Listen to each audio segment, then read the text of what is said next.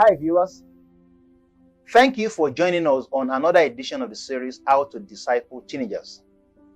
In the last edition, we looked at the characteristics of teenagers, where we took some time to define who a teenager is and also look at some of the key features of teenagers.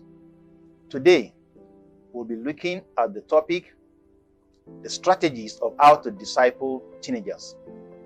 And for the sake of those who are joining us for the first time, I have with me in the studio Mrs. Adekoya. She's the president of Actros Foundation.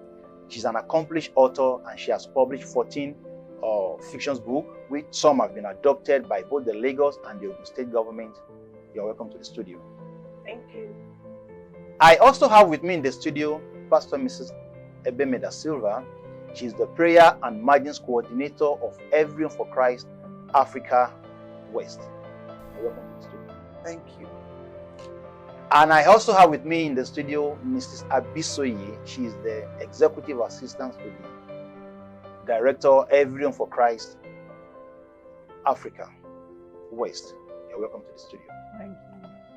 We'll be looking at some of the strategies of how to disciple teenagers, and the first that we'll be looking at is building relationships. So, how do we build relationship, and what are some of the things that are involved in building relationship with teenagers? Mrs. Adekoya. Thank you. Now, building relationship is very, very fundamental and foundational in order for you to connect to this teenager we are talking about. You, as a mentor, as a teacher, as a discipler, as a coach, you want to reach out to the teenagers and you don't have a relationship with them, then you are joking. And so it is very good that you have to, build rapport with them, because these teenagers, they are used to their peer group and they want to be, with their peer group. But for you to want to connect to them, so you have to go the extra mile to reach out to them. And this is how you're going to, to be able to impact them. And we have different ways in which you can help build relationship with the teenager. And one of it is listening active, being attentive, in listening to them. You want them to talk, because there are so many things bottled up in their mind, so many questions they want to ask, so many things they want to share with people, and they need you to listen to them. Now, for example, I was in the midst of some teenagers and I was doing my own thing really, and I was asking them questions, but they were now giving me response. But then I wasn't listening, and then I say, "Okay, Mr. Adekoya, what's your response?" I said, "Oh, sorry, can you come again?" And they said, "You mean you weren't listening?" And I look at their face; they were hot, and I felt I disrespected them. And so communication is very important. So we have to really be presently, active in listening to this thing. That's very important. And don't interrupt them. Make eye contact with them is very important. And then ask follow-up questions, like open-ended questions, so that it will be engaging and very interactive. And this will show that you actually care for them and you are interested in their lives. Thank you. That's great. Yeah, good. Sister Silva? Another way of engaging with these teenagers is for you to show genuine interest in every area of their life. Showing genuine interest in every area, though you are saying you are discipling them. And when you talk about discipling, you are discipling them to be like Christ, quite all right. But even at the same time, like the Bible said in Luke chapter 2, verse 52, Jesus increased in wisdom and in status and in favor with God and man. That shows that Jesus increased physically, he increased emotionally, he increased spiritually, and he increased socially.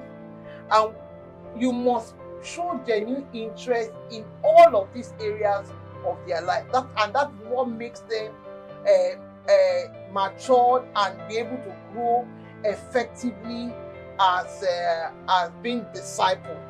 So showing genuine interest in their education is key.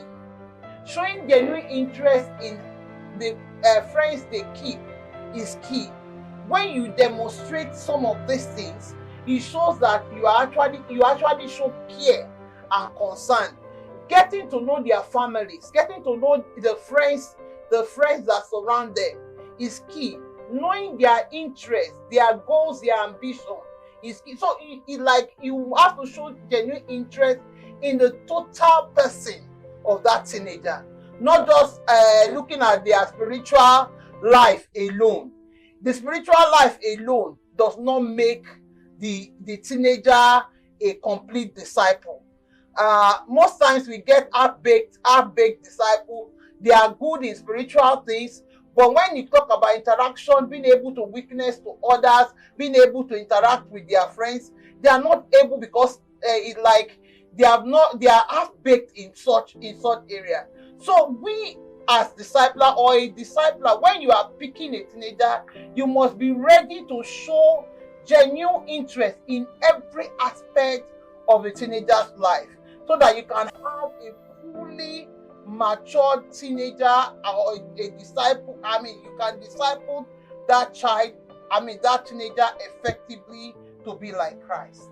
That's great. I think the word genuine there actually has flavor, because you might have interest and your interest might not be a genuine one. There's a proverb in Yoruba that says, as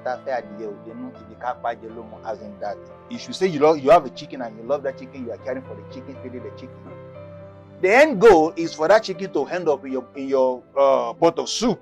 So I think the word genuine actually had flavor to that word, genuine interest. Yeah, great, that's good.